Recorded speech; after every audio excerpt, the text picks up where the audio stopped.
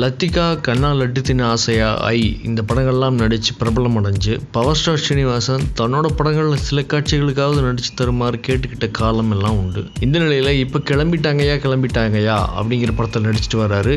இந்த படம் குறித்து பவர் ஸ்டார் பேட்டி அளிச்சிருக்காரு. அதில் இந்த படம் பிரம்மாண்டமாக தயாராகிட்டு இருக்கு.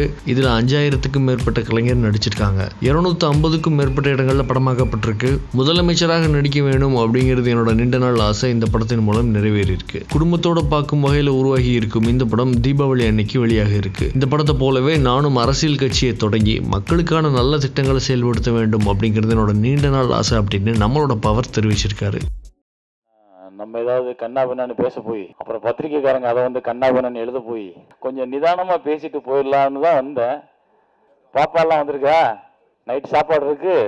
ஒரு ராசி உண்டு போல. எனக்கு யாராவது ட்ரைனிங் கொடுத்தாங்கன்னா உடனே நடிகர் ஆகிறாங்க. வாங்க உடனே நடிக்க வச்சு என் படத்துல உங்களை வந்து பெண்டு கலட்டுறேன். அவங்கள நல்லா இருக்கீங்க, ஆனா ரொம்ப பெருசா இருக்கீங்க, பயமா இருக்கு.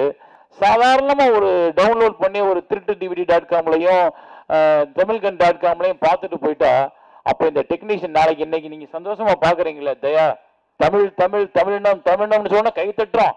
தமிழினம்னு சொன்ன உடனே அப்படியே நமக்குள்ள வீரம் பொங்கி எழுது.